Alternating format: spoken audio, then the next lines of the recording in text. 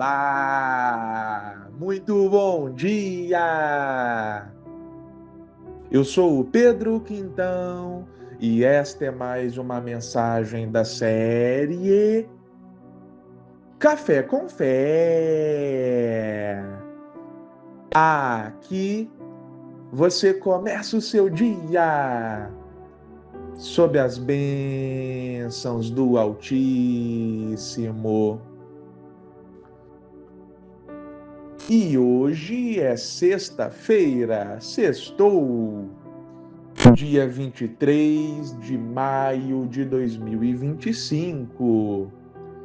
E eu tenho uma palavra do Senhor diretamente para o seu coração. Meu irmão, minha irmã,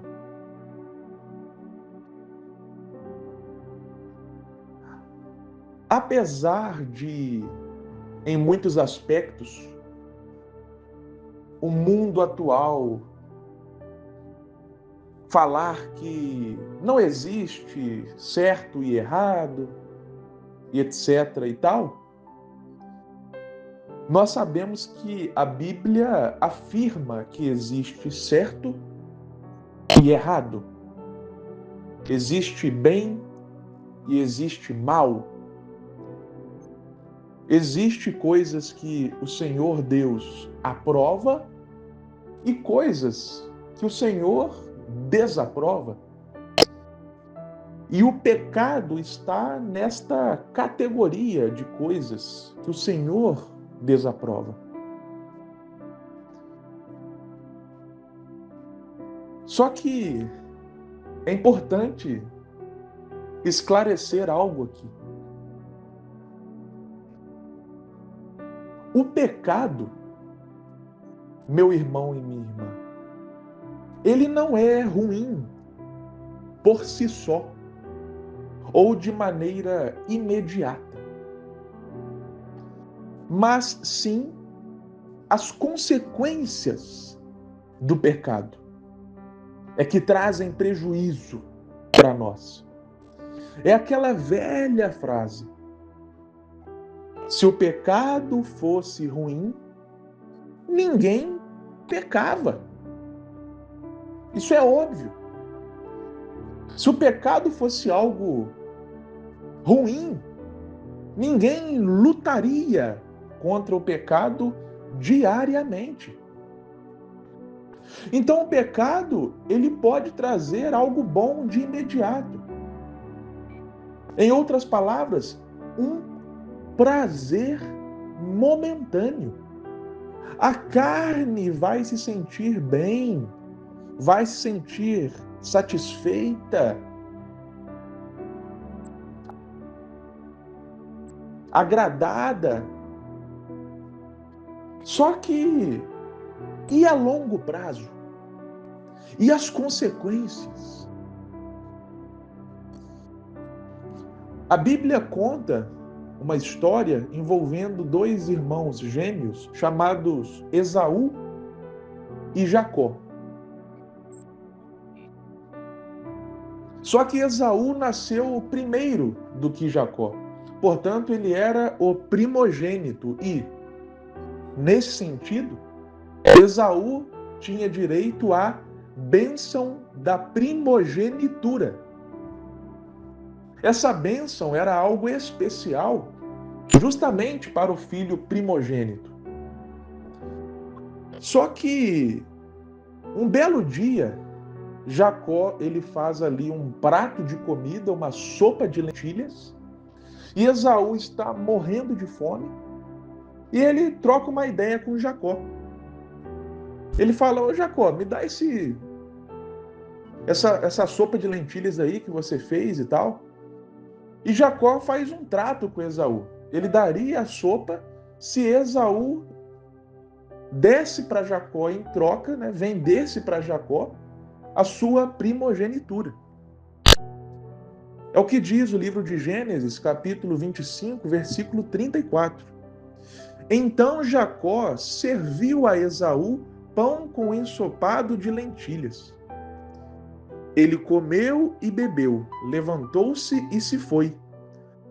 Assim, Esaú desprezou o seu direito de filho mais velho. Então aqui nós vemos qual foi a decisão de Esaú. Ele disse sim, trocou a sua bênção de primogênito, o seu direito de filho mais velho, por um prato de sopa. Em outras palavras, meu irmão e minha irmã, Esaú trocou algo eterno por um prazer momentâneo. Sim, porque a bênção da primogenitura era algo que ninguém poderia tirar dele, a não ser ele mesmo. Era algo eterno. Era algo que ele iria desfrutar para sempre. Só que ele preferiu trocar isso por um prato de sopa. Porque ele estava com fome, sentiu o cheirinho da sopa, agradou-lhe os sentidos e ele resolveu trocar então. E aí, você que está me ouvindo, peraí, que é isso? Esaú pisou na bola assim? Ele foi capaz de trocar a sua bênção por um prato de sopa? Meu irmão, minha irmã, não fiquemos assustados, sabe por quê? Quantos de nós não fazemos isso diariamente? Quantos de nós não trocamos o fato de sermos filhos e filhas pelo prazer momentâneo do pecado? Não é que quando a pessoa peca, ela deixa de ser filho de Deus ou filha de Deus. O pecado, né, um tropeço, não tem poder de fazer isso. Se fosse assim, né, não sobraria ninguém para contar a história, porque a gente peca todo dia. Mas eu digo no sentido de quantas vezes a gente, entre aspas, esquece ou joga para escanteio o fato de sermos filhos e filhas de Deus, ou seja, o fato de sermos filhos e filhas de Deus, ou seja, temos a bênção de sermos chamados filhos e de desfrutar de tudo isso, de desfrutar da alegria que somente Deus pode nos dar, e preferimos um prazer momentâneo do pecado. Em outras palavras, falamos: Senhor, eu não quero o prazer que o Senhor tem para mim mediante a sua presença. Não, eu prefiro o prazer do pecado. Ou seja, a gente está fazendo como Esaú fez quando tomamos essa decisão. O ponto que eu quero chegar é o seguinte, meu irmão e minha irmã. Não vale a pena.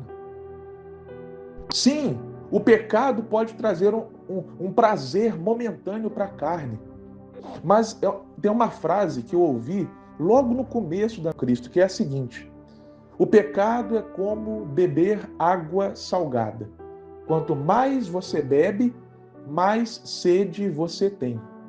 Então, quando você bebe água salgada, você mata sua sede na hora, momentaneamente. Porém, daqui a pouquinho você está com mais sede ainda. O pecado é isso. Vai lá e tem o prazer momentâneo. Aí passou alguns dias, volta de novo para saciar, porque a sede volta, a vontade volta. E fica nesse ciclo vicioso.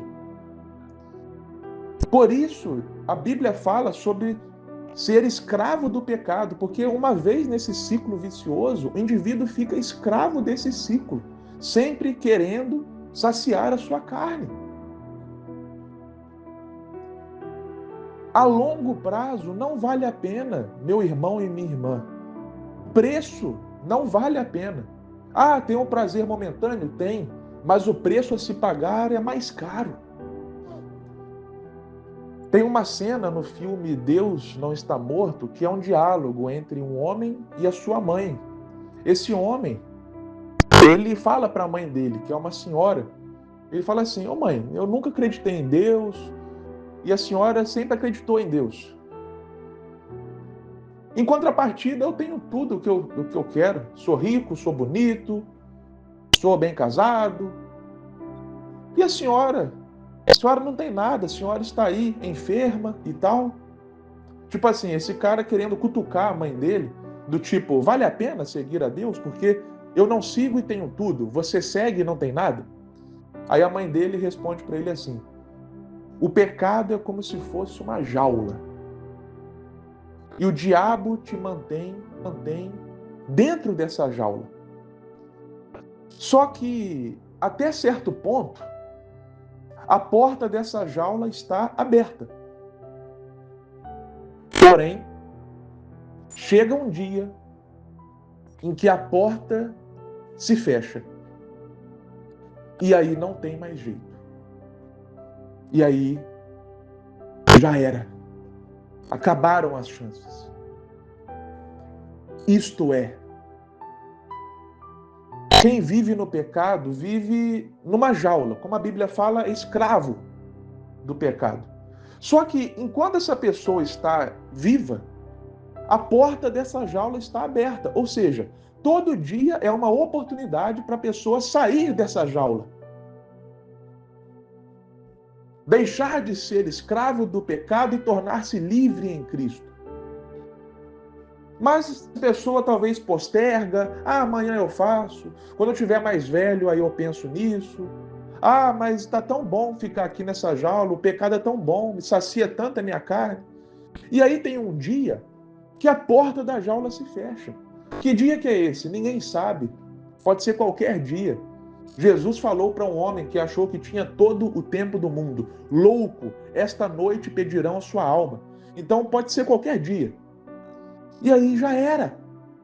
Não tem mais jeito. Assim como nos dias de Noé. Noé estava ali pregando, avisando: entre na arca, o dilúvio virá, entre na arca. O que a Bíblia diz? Que o povo estava, nem aí. Casava, comia, vivendo a sua vida. Até o dia em que veio o dilúvio, a arca foi embora, fechou a porta, e quem entrou, entrou. Quem ficou de fora não tinha como mais entrar na arca, porque a porta estava fechada, estava fechada. Meu irmão, minha irmã, não vale a pena pagar o preço do pecado. Esse prazer momentâneo produz perdição eterna. Saia dessa jaula enquanto ainda há tempo. Amém?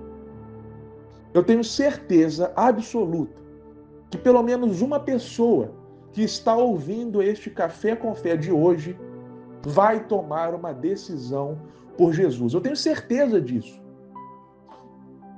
Se você é essa pessoa, faça uma oração ao Senhor agora.